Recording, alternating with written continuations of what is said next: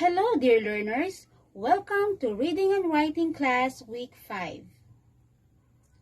Before we proceed to the new lesson, let us have a short recap about selecting and organizing information. I will read passages and then your task is to identify the appropriate technique that you can use to effectively select and organize information. Please type in your answer in the comment section below. Number 1. Your teacher asked you to present a thorough explanation that details the step-by-step procedure in conducting research. Which of the following is the appropriate technique for this scenario? Is it letter A, brainstorming, B, free writing, C, outlining, D, graphic organizer?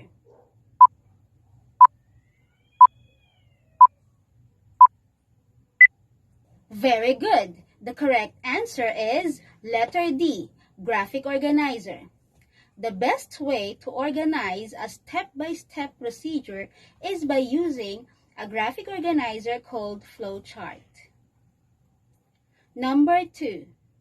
Your group leader in research requested you and your members to share a topic that you find interesting, so the research process will be more fun and engaging for you. Choices are A, brainstorming, B, free writing, C, outlining, D, graphic organizer.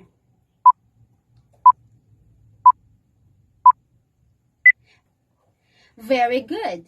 The correct answer is letter A, brainstorming. This technique is used to encourage the members of the group to generate ideas. Number 3. You are assigned to write the introduction of your research. A lot of ideas popped into your mind. What technique will you use to ensure that all ideas will be processed? Is it letter A, brainstorming, B, free writing, C, outlining, D, graphic organizer?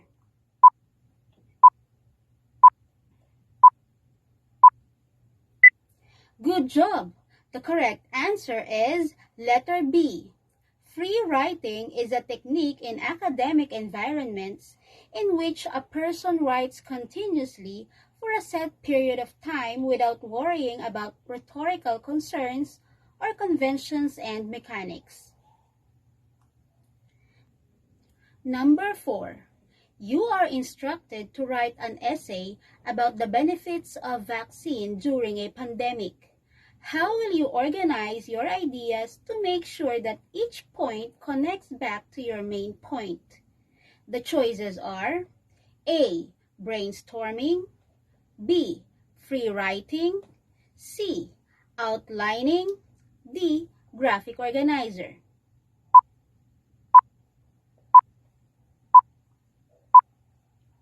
The correct answer is letter C, outlining. An outline is a tool used to organize written ideas about a topic or thesis into a logical order.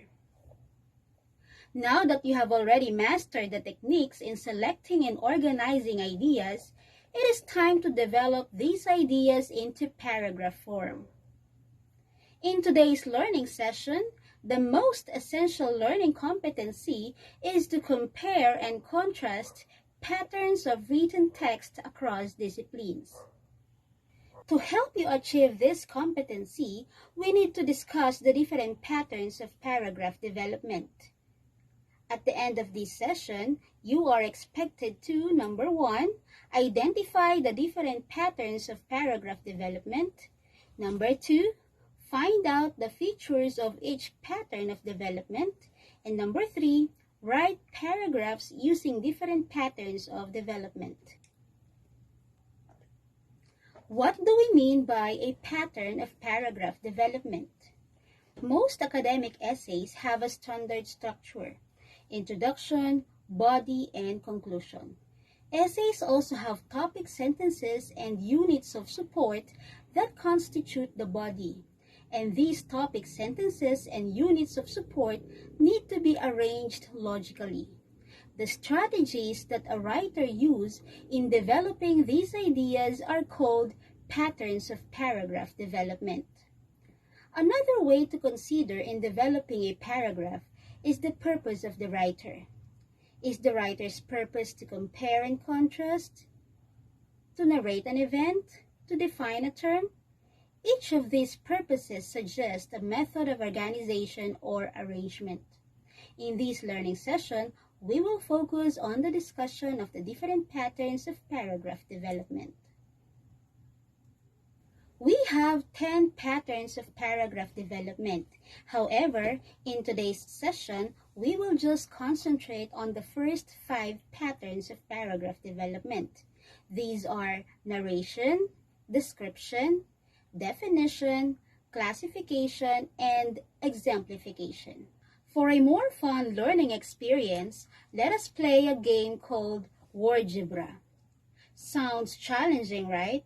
But this is a very easy task. All you have to do is to complete the concept formula by substituting y with an appropriate word.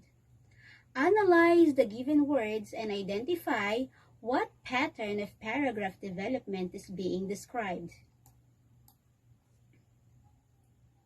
Number 1. Story plus event plus sequence equals y. What do you think is the value of y?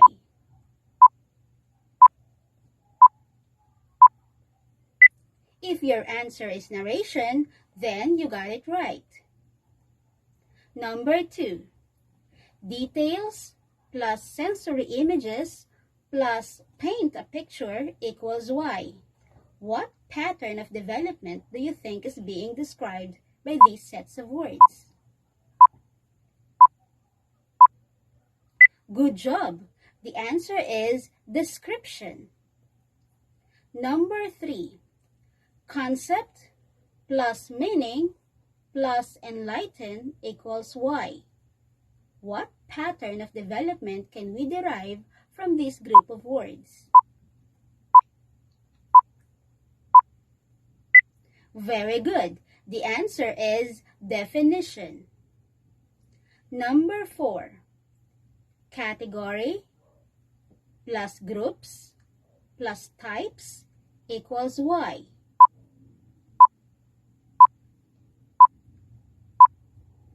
The answer is classification. Number 5. Illustration plus examples plus explain equals y.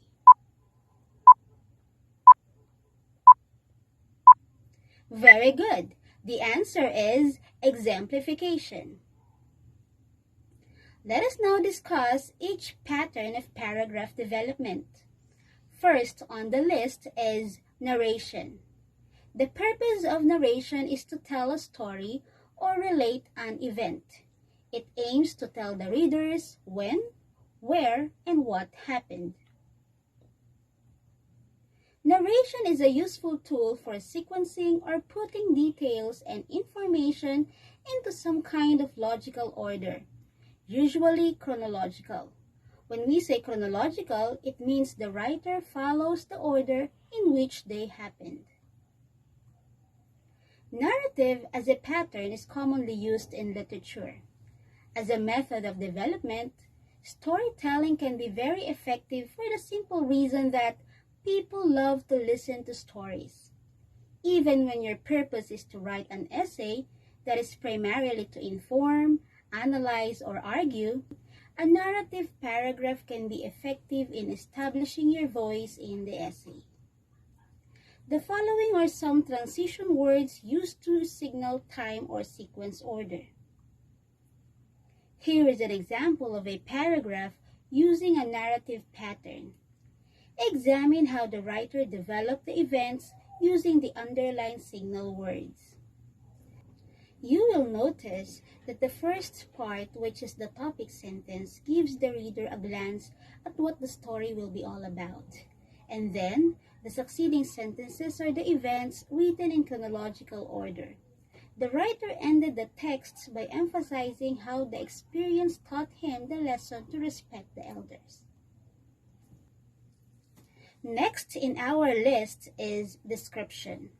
Description is closely similar to narration because both include many specific details. However, unlike narration, description emphasizes the senses by painting a picture of how it looks like. When you are asked to describe something or someone, you have to give specific and concrete details to create an image in the minds of the readers.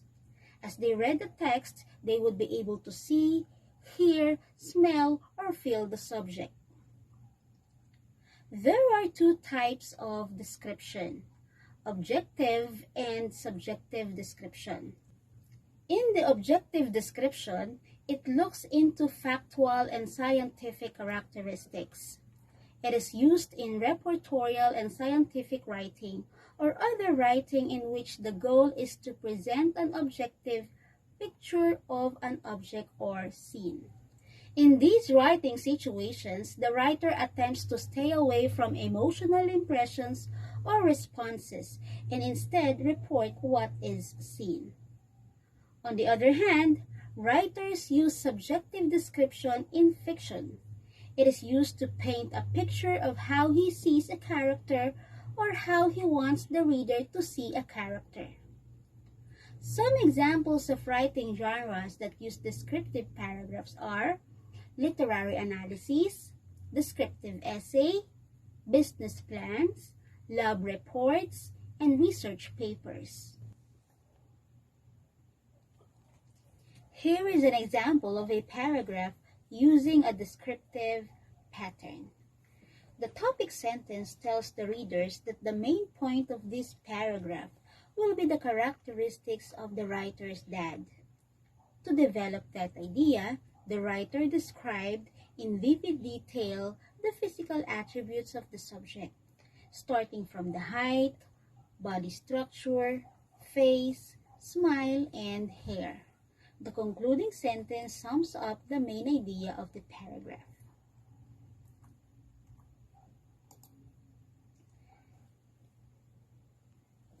Next, the definition explains a concept, term, or subject. Its main purpose is to tell what something is. A paragraph of definition aims to give a complete working definition of a term, concept, or idea in your paper.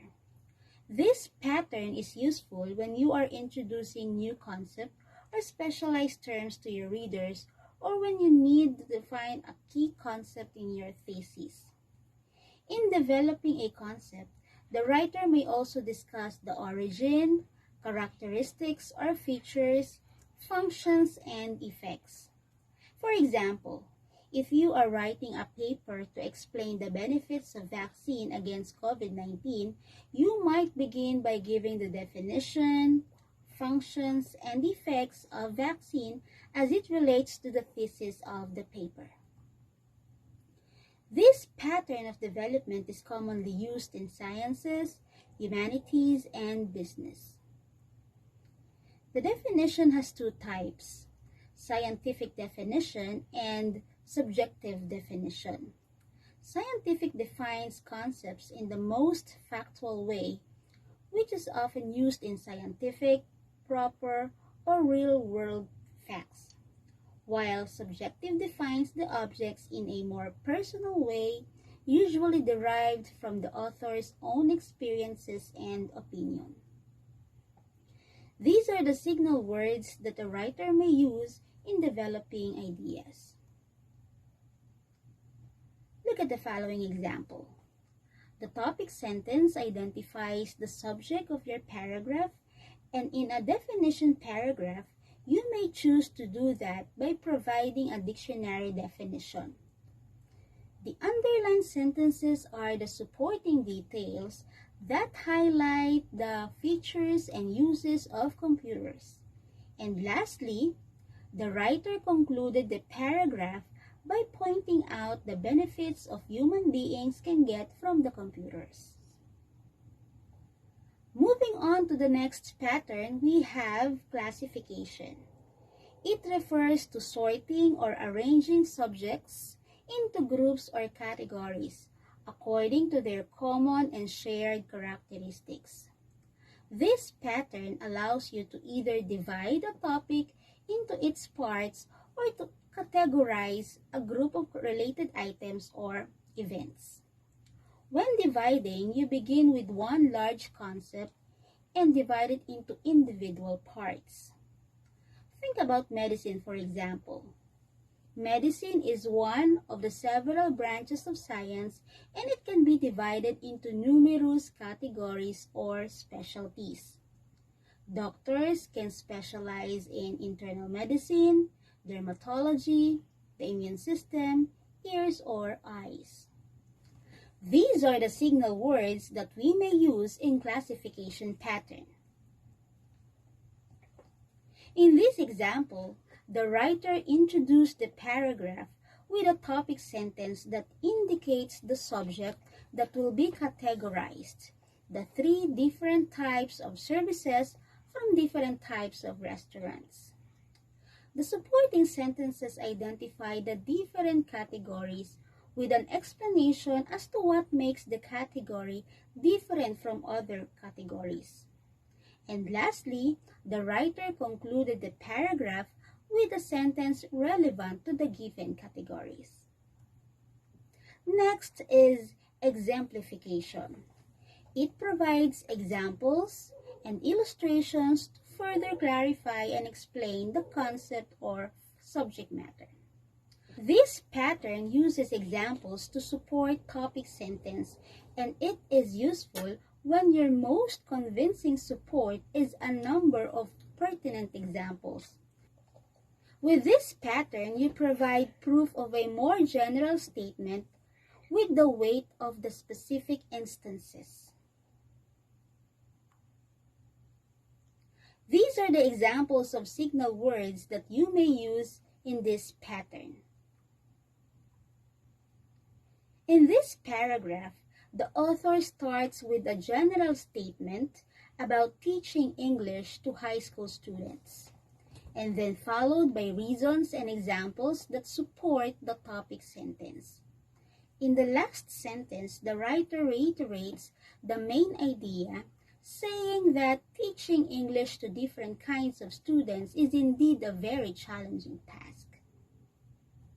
Once again, the 5 patterns of paragraph development are narration, description, definition, classification, and exemplification. For your learning tasks, please answer the activities in your learning module. That would be all for today. Thank you for watching.